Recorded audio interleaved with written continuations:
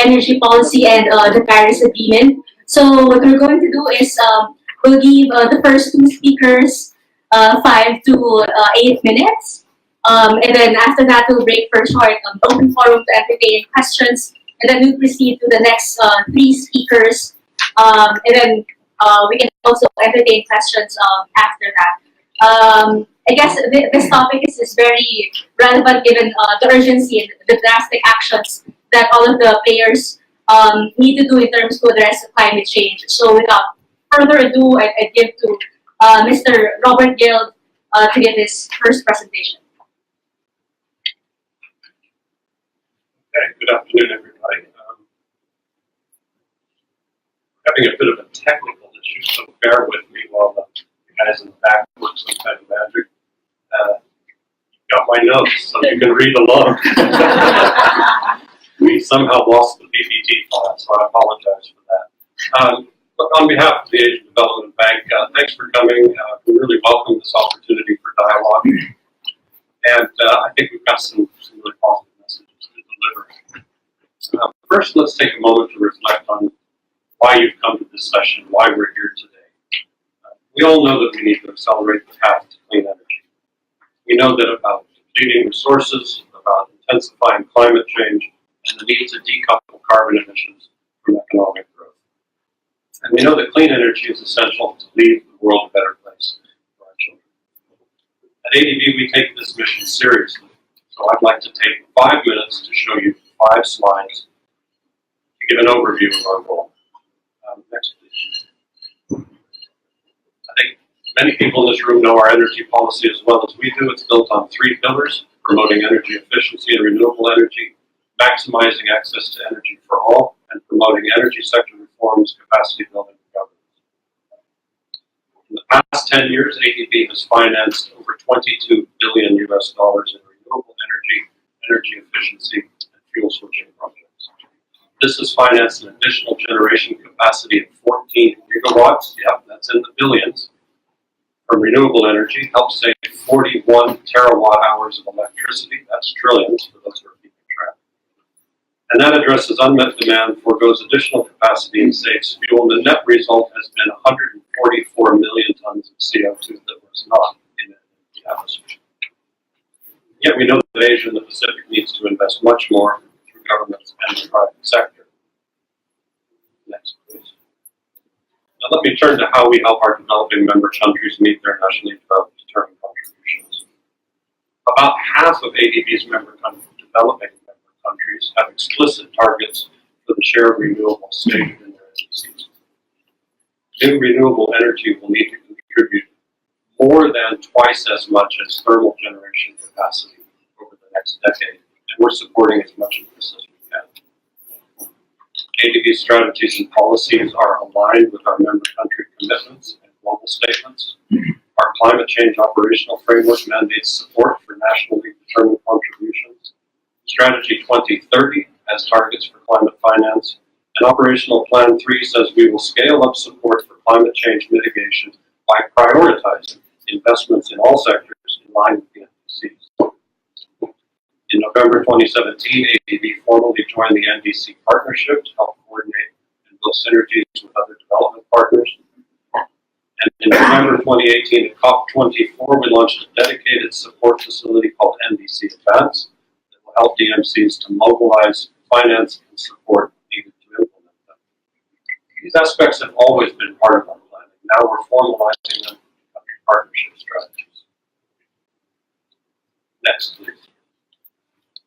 To achieve the NDCs, we see 6 broad areas for action. First is creating a supportive ecosystem to scale up renewable generation, address the variability issue, and ensure sustainability. Second is improving energy efficiency, especially on the demand side. Third, faster and deeper technology transfer is needed to deploy clean energy and potentially leapfrog over conventional solutions to more modern and cleaner technology. Fourth is innovative finance such as green bonds and guarantees to increase access to finance where market risks are uncertain. Fifth is reducing the use of coal and other fossil fuels and managing the impact on the climate and environment. And finally, markets can be better enabled through regulatory and policy reforms. We have some ideas about all of these. Next slide. I'm sure many of you are familiar with ADB's climate finance goals. We approved our strategy 2030 in July of last year. Now working on the operational plans. And there are some important targets for clean energy. At least 75% of our operations will support climate mitigation and adaptation by 2030. Climate finance will reach a total of $80 billion. This is a roughly one-third increase on our more recent targets. And the expected results are, well, you can read them there, an extra nearly 12 million tons of CO2 averted every year, over 15 gigawatts of new renewable energy generation added, 730 gigawatt hours of energy savings per year, and an additional 4,800 gigawatt hours of renewable energy produced per year. Next, please. Almost there. So here's the good news, the message that we've talked about in several annual meetings. As I said, the goal for our existing energy policy is right up there at the top: reliable, adequate, and affordable energy for inclusive growth in a socially, economically, and environmentally sustainable manner. Our policy has been in place for 2009, and many of you have asked when we're going to do something about it. We've now seen the introduction of the SDGs, Paris Agreement, and nationally determined contributions in our own new strategy, all of which call for a cleaner energy future. We've been working on that, but it's timely that we review our energy policy, and we're going to do that. We expect that some of the key considerations will include the future role of fossil fuels, large hydropower projects, and the growing role of high-impact technology. In parallel, the Independent Evaluation Department is starting its own review of the existing energy policy, and that's going to lead to some important additional perspectives. The process is going to begin this year. It will be a consultative one. It will involve governments, civil society, the private sector, and other development partners. And I hope many of you will join us in this effort. That's it for my introduction.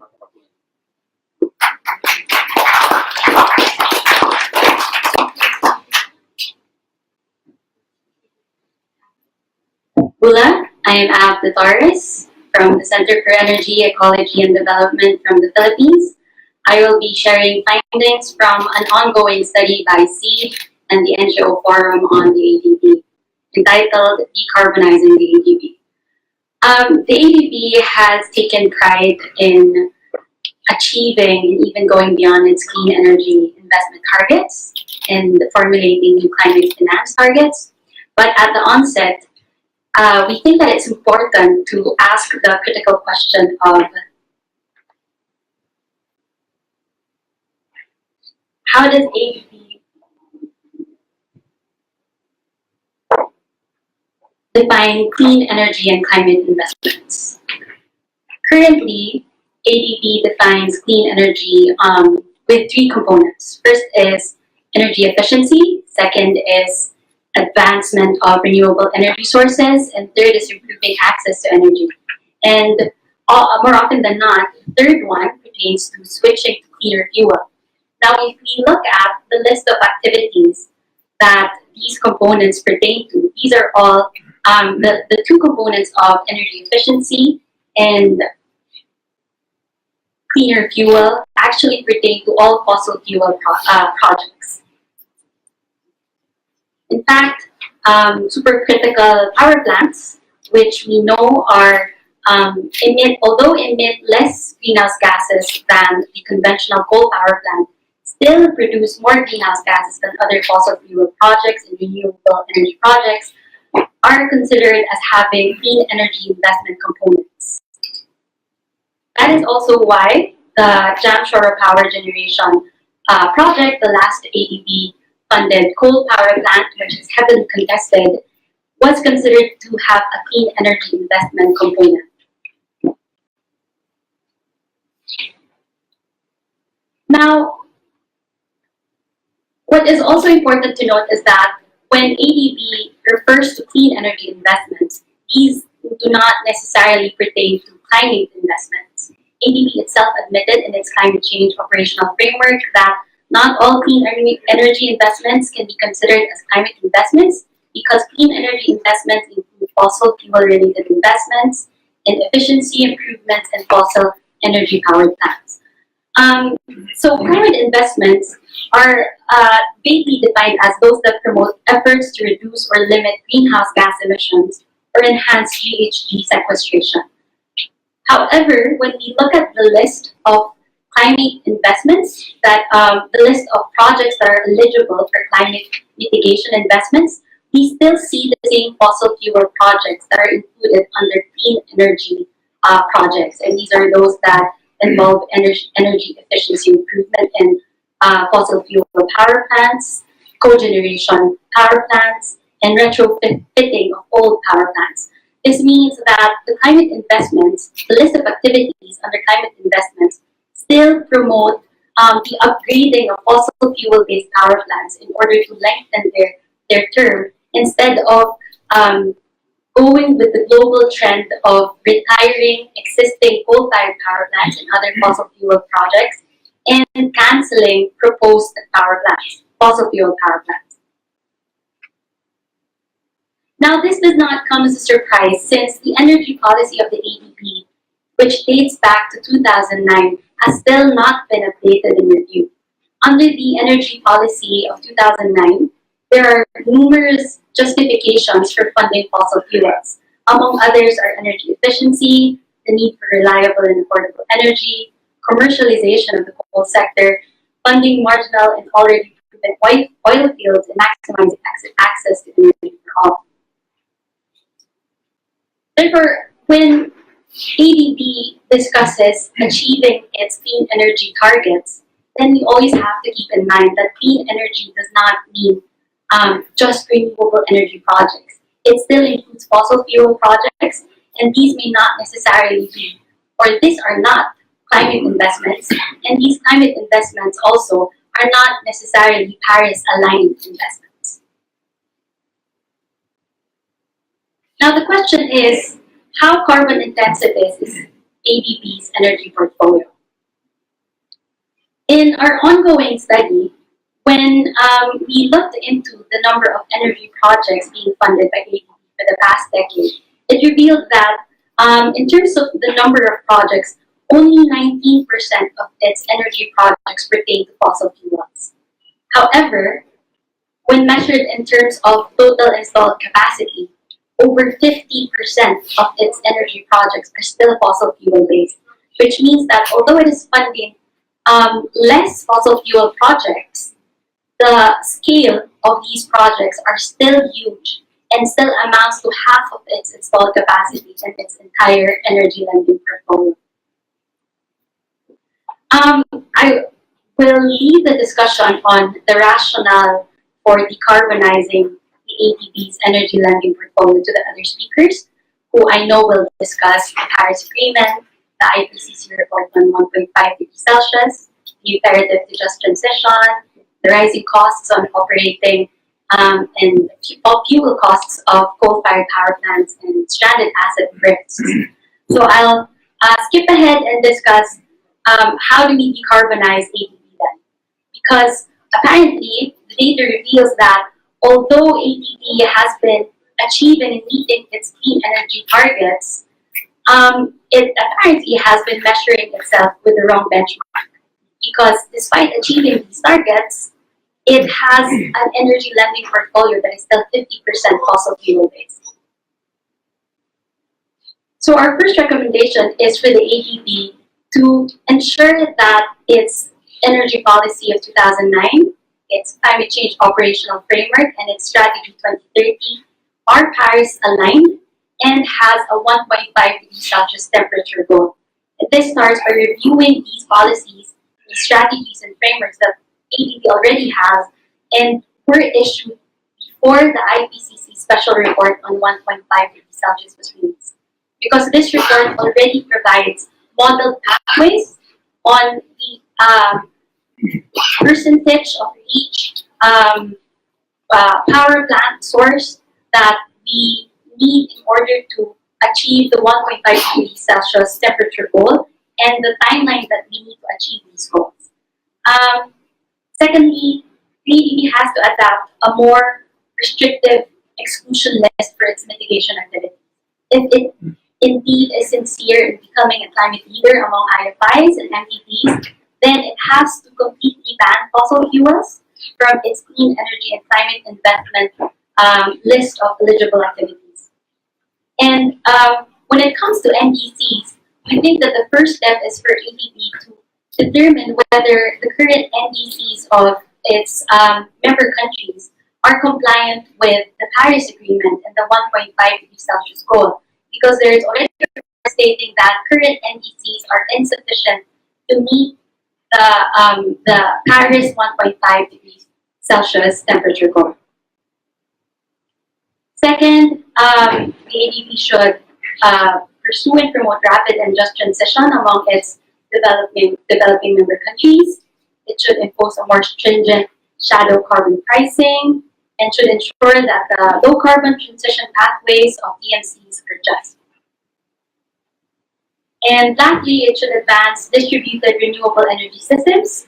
It should start looking into smaller scale renewable energy systems that empowers communities by providing them the opportunity to own and control and manage these systems, and in the process, eliminating the destructive consequences of some of the large-scale renewable energy projects that we already know, such as in the cases of large hydro power projects. And to cite an example of how these projects can be bankable now, we looked into a national electrification initiative in the Philippines, wherein we looked into the total demand of all unelectrified households in the Philippines. There are a total of 2.4 million unelectrified households in the Philippines. And if we compute the demand of electricity of these households and compute the number of, let's just say, solar power systems that they need and they can put in their rooftops, then this investment would amount to trillions of pesos, and is really a profitable investment for the bank.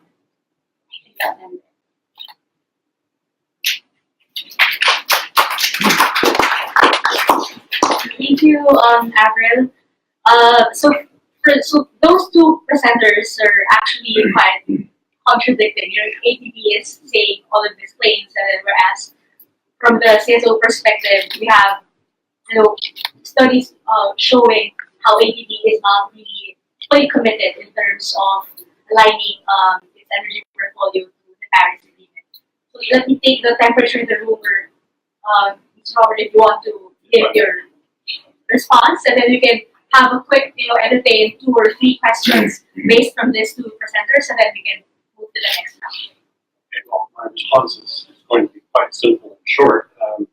Thank you for the analysis, but we might have to have a discussion on methodology, as we don't agree with it. First of all, clean energy in ADB is defined as renewables and efficiency. We don't count fuel switching, we don't count upgrades to fossil fuels. Clean energy. Second of all, climate finance cannot count any improvements to brownfield sites. We can only count greenfield contributions. So we should compare notes, because I think we'll come up with a different solution. But I'd like to hear from you.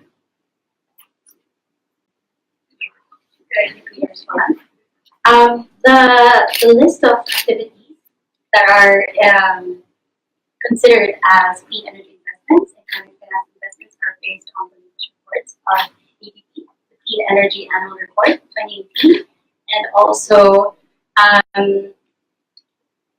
as for the climate finance, that was based on the joint MDB climate finance report. I think that we really need to have that. But I agree that we should have this discussion. So any burning question from the audience? Yes, I see one. Can I entertain? We said the NDCs of countries should be aligned to the how it is possible. I'm curious to understand how that can be done, how that can be realized. Most of the macro regulation that it needs. Of course, not many of them would be in terms of the diversity of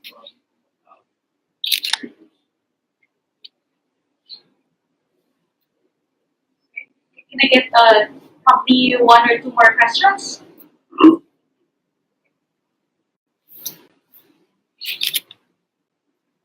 There is already a report by the World Resources Institute. I suggest that maybe you could take a look at that report, which actually measures NDCs of countries and then comparing it to the Paris Agreement and the goals of 1.5 and 2 degrees Celsius, stating that these NDCs, the current commitments that we have, are not sufficient to meet these goals. Now, I'm reading this in line with IPCC's special report on 1.5 degrees Celsius, which already provides modeled pathways, specifically saying how many percentage of our electricity should come from each of the different sources and until when, by 2030 and by 2050. And that's one way of modeling our NDCs with these pathways, making sure that we are aligned to meet these goals.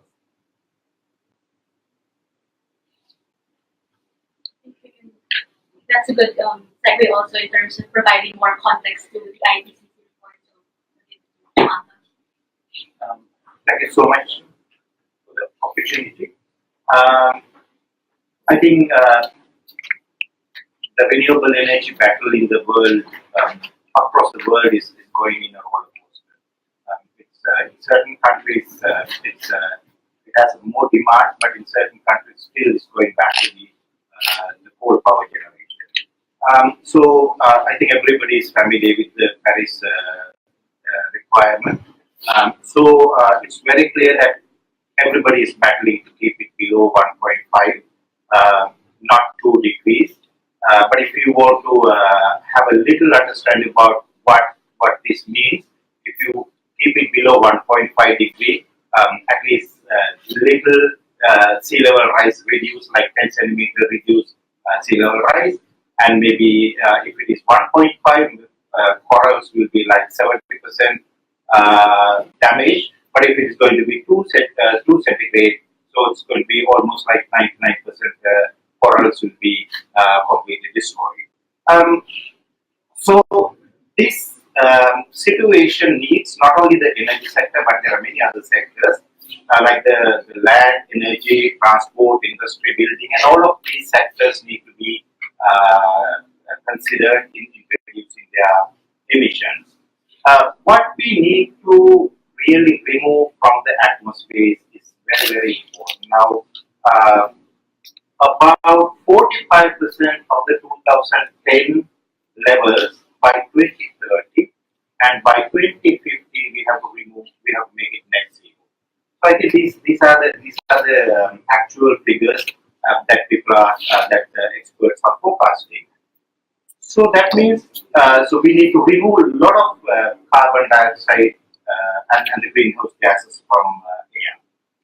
So on top of that, so we have more than 1 billion people who don't have access to energy. So countries are battling that. How do we meet their demands? How do we give access to them? So I think that's one of the questions that ADB is having when they're answering the energy policy.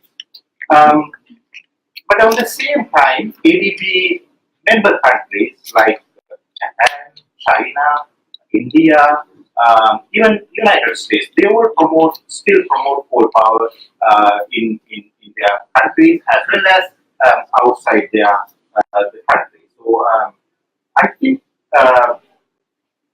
the problem in my country, I'm from Sri Lanka. You know that we had a very sad incident in Sri Lanka last very badly. I should have mentioned that here. Some unfortunate situation. But at the same time, last 2 months we were going through the blackouts. Suddenly, because there was no adequate rain is coming, which is a reason for the probably the climate change.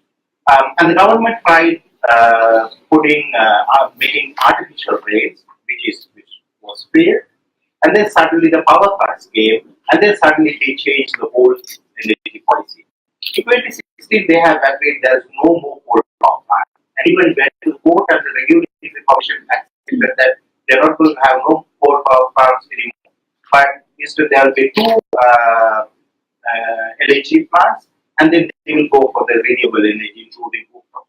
The Asian Development Bank gave a big grant for country to support renewable energy. Unfortunately, energy engineers did not support this program. So it's a very slow progress. So what is happening actually? The energy engineers really want to bring more coal power, more energy. So if you cannot meet the energy policy, even if the Asian development has the renewable energy policy, or even the World Bank and all of the multilateral banks have that sort of policy, but still, unless you change the mindset of these energy engineers, you cannot achieve that. I think that's one of the key things that I want to submit here. The second issue is about now Sri Lanka at the moment supporting 2,700 megawatts. Of course, they are also supporting, they are also proposing 750 megawatt wind power and 1,000 megawatt solar power by 2025. Now, here we need to understand what is good energy and bad. Because some of the mini hydros, some of the wind power plants also have many environmental social impacts. So, of course, I'm not going against everything, but still we need to understand what are our safeguard policies and how we will make sure that we are not going to damage the rest of the thing. For example, the wind power plant, which is going to be in Mana, is going to probably bird migration from India to Sri Lanka. So, when we talk to the Asian Development Bank, they put an emergency radar system that it will stop immediately when the birds entering through the Adams Strait. Of course, that's one way to look at this issue. But current coal power plant in Sri Lanka operates without a rootless desulfurization system. There's open ash storage, open coal storage, and recently we tested the air mercury level, and we found the highest level 15 parts per million in women there. So they are the women in the childbearing stage. So this is a very critical thing, because at the moment, whatever the coal we import to Sri Lanka, we don't test the mercury level in those coal. But this is one of the major issue for us. Now, my second submission is actually, if the country at the moment NDC proposed that 4% reduction of the greenhouse gases from the energy sector, but when they put up this 2,700 megawatt coal power plant, definitely will increase by more than 30%. So that means our NDC, we are not respecting to our NDC because our energy engineers don't understand what is happening around the climate change. Probably they understand definitely, but they don't want to respect that situation. So when the ADB transmission lines, the energy coming from the coal power stations go through these transmission lines. So I would say that the transmission ADB indirectly responsible for this kind of emissions coming through those coal power plants. So of course the cost has been reduced in the energy. So that's a good sign. I just want to give us some sort of figure now. Robert already explained that they have spent about 22 billion and reduced about 144 million tons of greenhouse gases, which is good. But at the same time, what we need to remove by 2030 is 29 gigatons, which is a huge number. I tried to calculate what is ADB's contribution in the next couple of years by 2030 strategy, which is around 11.7 million tons carbon dioxide annually. So altogether, let's say about 120 million, 120 megatons, but which is like not even a 0.55 gigatons. So my understanding now, when you are responding to the Paris climate agreement, you can have the separate strategies for how you're going to deal with this one. So we need a global strategy. and the regional strategy is part of that. When the total response is not adequate to meet reducing these 29 gigatons by 2030, that means everybody is going to be failed. So how can we change this situation? Is it a good thing that ADB itself make their own strategy, or it should be part of the whole regional strategy? And ADB consider, okay, this is my portion, and I will try to deal with this amount. So let the other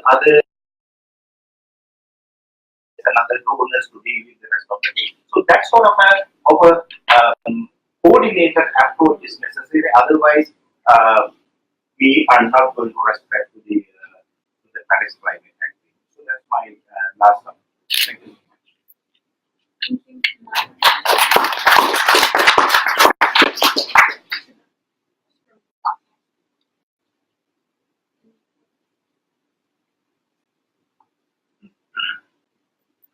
Hello everyone, I'm Siddharth. I'm with Oxfam Asia team and I work with the Justice League there. I actually wanted to do a quick presentation about the energy transition issues in Asia, and actually will be focusing on three specific elements, which is the energy transition in Asia, the role of financial intermediaries, and inequality. Although at the end of the day, I think climate change, more than just an environmental issue or physical issue, it's about the people and the impacts it has on people. So it's kind of overarching. So before I get into these specifically, I just like to just reaffirm the context again about the Paris Agreement. So if you look at the Paris Agreement commitments that you have at this point from 2016 levels, it was bringing the rice down to 3 degrees Celsius. Fuel policies in countries in Asia, there are subsidies for coal, while there's little support for renewables. Access to credit is such a big issue. You also have, there's also the fact that the coal industry or even the fossil fuel industry in these countries is very deeply entrenched compared to renewable energy sector. So there are all these range of challenges that are there, and I think it's essential that the ADB plays a huge role. And if you look at the total funding, I think the global requirement that I think the IPCC report mentions is 2.4 trillion per year until 2035 on energy alone. It actually might not be very significant in Asia, but the fact that ADB investments will actually drive private sector investments, it will drive government policy part of it. The fact that ADB could play a huge role in driving this shift, I think, especially in the CBF countries where there's a huge pledge, I think it's important that ADB actually plays a very enabling role in supporting these countries to help create the models to help ensure the transition and the model for the rest of the world. The other element I want to talk about was SDG 7. Now, if you look at the SDGs have been announced, support, and it's not just the ADB, it's all DFIs. It's only about 3% that have been pledged to RE and cooking solutions and so on, compared to the whole mix of money. The big question here again is that what can be done additionally to address this. The ADB operational plans actually do reflect a huge shift, and there's a lot of scope for this, and I think I won't go the quote from the ADB. It's actually from the head of energy, which I actually also found extremely impressive, especially about new coal and about the fact that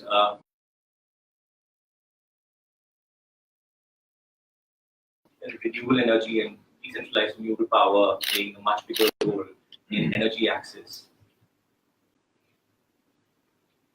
So I'll just go on. And this is an issue that Oxfam actually had done a report last year. It's called Open Books. We actually looked at all DFIs, including the World Bank, IFC, and the ADB, and in terms of safeguards and disclosures for projects which are directly funded. We seeing that the actual projects, the sub-projects which are there, disclosed at least on public channels. We've seen that there's an operation manual for financial disclosure for for intermediate fuels. Is that something that this world can afford in the long run, or should we just be looking at 12 years where you have much more sustainable, people-centric pathways? So I think those were the points that I wanted to make. And I guess the big questions here are just like leave it on top. But I think I've addressed it. Thank you so much.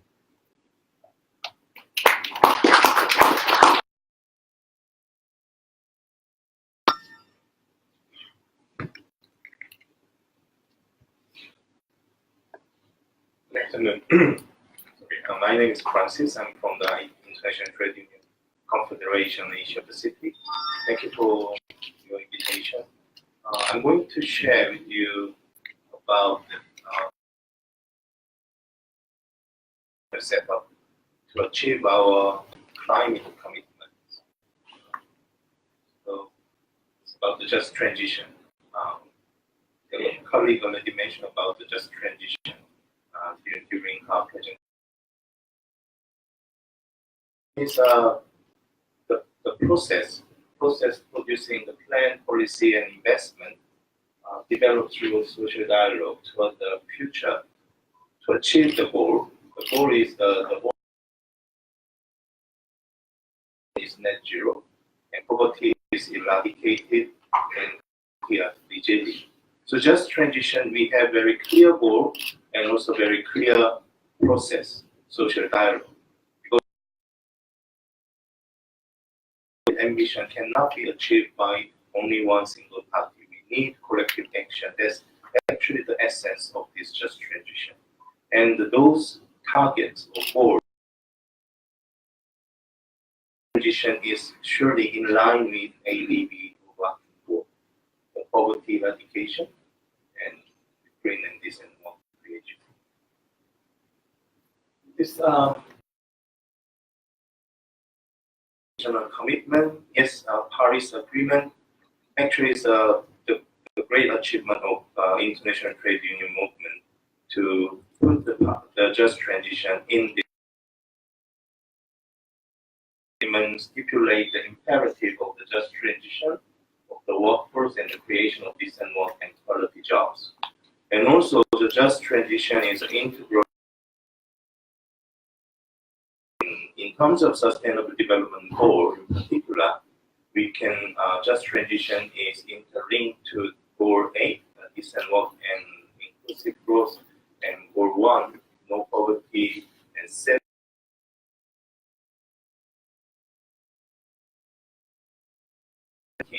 the institutions and partnerships are indispensable process to achieve the just transition.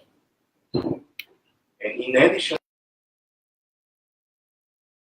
to international commitment, last year, December 2018, at COP24, the main country adopted the solidarity and just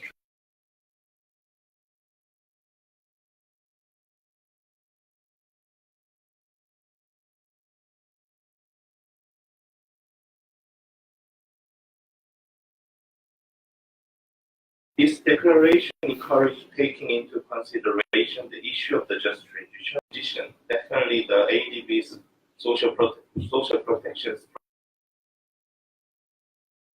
the just transition, because it includes the active labor market issue and social protection and workers' rights, and also the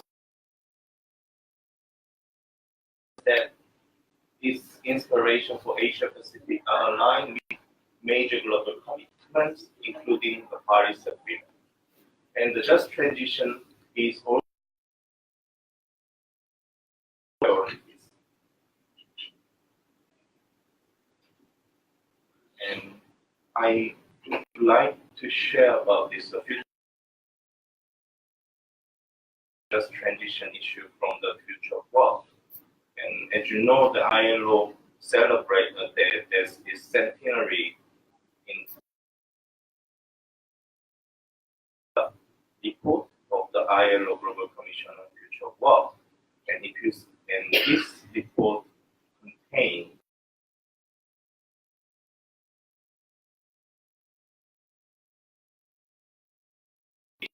are closely related to a just transition to achieve a climate.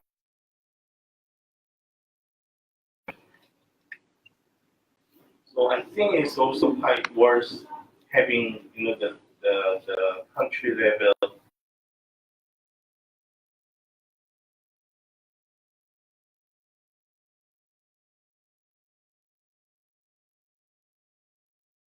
market situation in the light of the recommendation set by this ILO.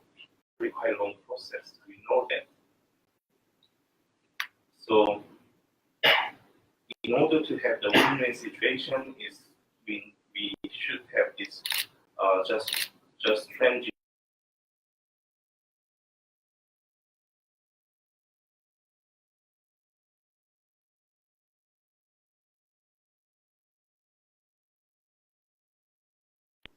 Including commodity, including the ADB. My intervention by saying that the adaptation of the global commitment is important, but at the same time,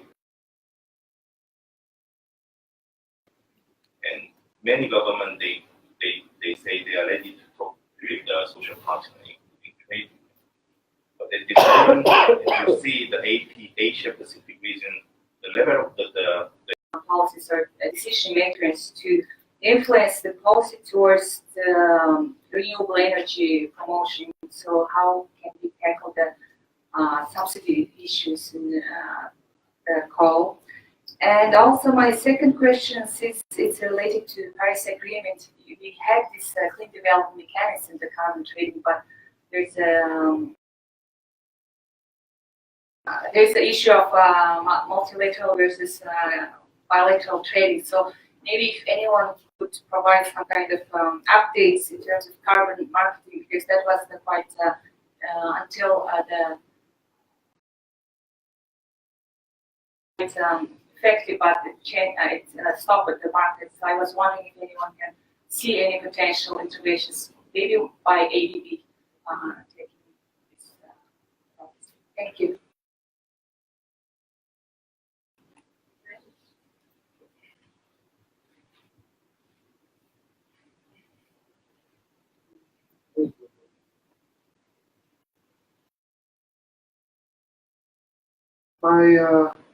Most of my comments are and questions are for Mr. Guild.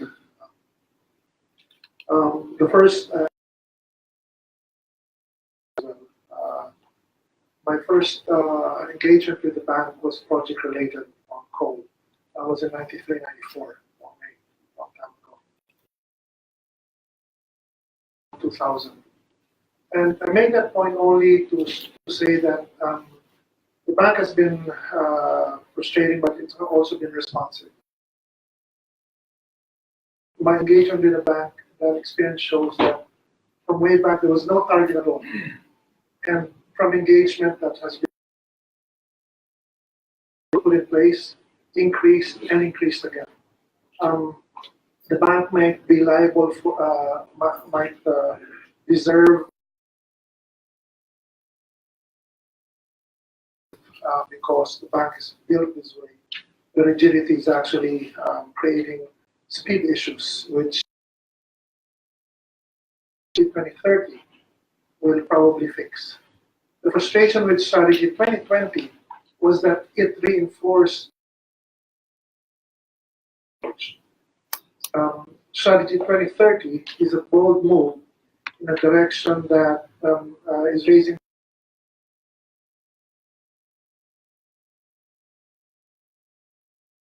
to its goals with strategy 2030 and its operational priorities is going to be the challenge.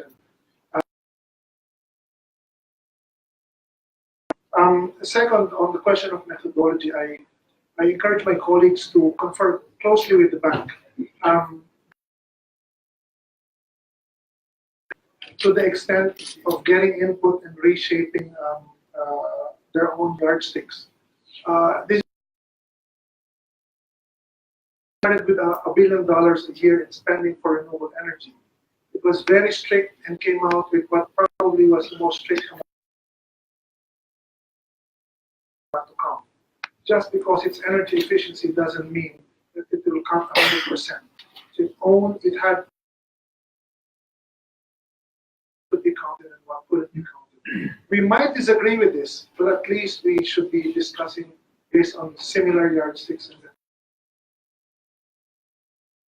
efficiency had some leeway 15, 17, 20 years ago. It's far less now, considering it should be a collaborative effort. And I think the bank will welcome direct engagement. Is three. One, a response from Mr. Gill, but I'm not sure. I don't want to take away airtime from my fellow panelists. Let me see if I can get some responses quickly. Let me start by saying I'm really energized by the passion of people who deal with this issue. And I can assure you that we share your, not only your passion, but your hopes for the future. We may not agree always on how to get there, but that's part of the beauty of this kind of dialogue. Can I ask you a question? Quick show of hands. How many of you have worked with governments? How many of you have found it easy? Same for us, okay? So, Bill Clinton used to say, I feel your pain. Let's see, colleague from Mongolia on the question of subsidies for fossil fuels. This is exactly why there's three parts to our energy policy. The third part is energy sector reforms. And so we have this dialogue with countries, including the government of Mongolia, all the time about getting rid of fossil fuel subsidies, because until you do it, the market for renewables can't work. We do this a lot through our sector dialogue, project preparation. We are not always successful, but it is something that we keep trying, and I'm in agreement with you on that. On the clean development mechanism, I'm not the right person to ask. I'm sorry, it's a different unit. And somebody pointed out that ADB does remain somewhat siloed, so I can't answer the specifics on where the CDM is today. I appreciate the feedback from Red, who has more experience in ADB than I do. Thank you for the compliments on Strategy 2030. You've read it correctly. It is intended to be cross-cutting, and it's intended for us to examine how our 15 sectors and themes can help us achieve these big picture goals of things like addressing poverty, protecting the environment.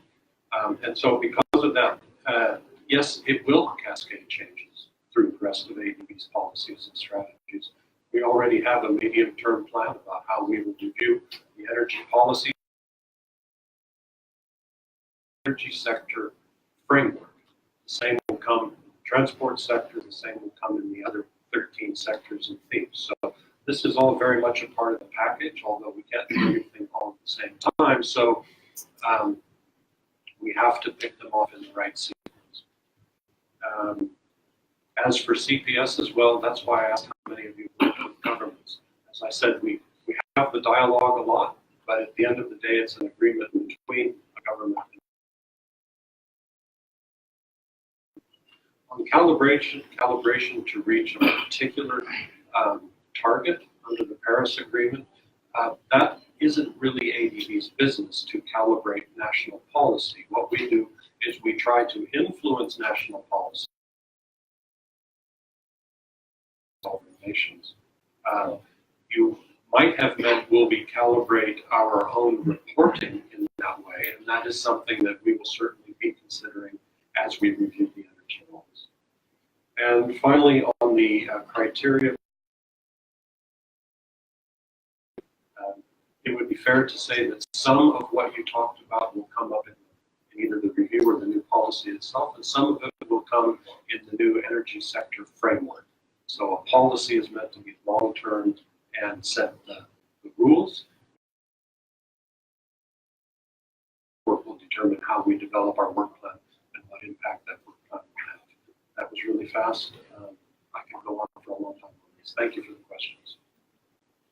Or any more panelists want to answer about the CDM? Park that for other discussion. Can I get one or two more questions? Okay.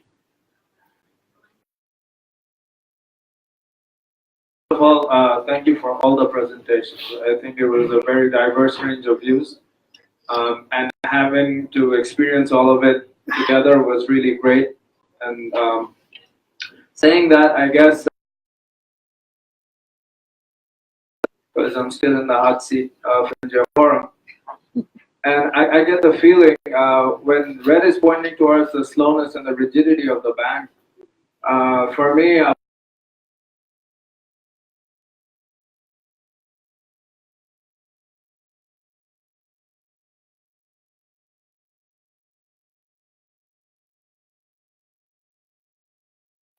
I want to allude to what the data Himanta said, is if you read transition steps which ADB is doing in terms of lowering emissions, how much does it actually contribute to the reduction? That is the question that we want to get answered. Natural gas.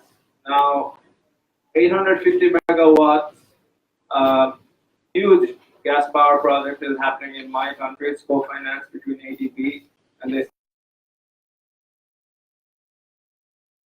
on the ground are sending us environmental and social issues. My question is there an end in sight for natural gas?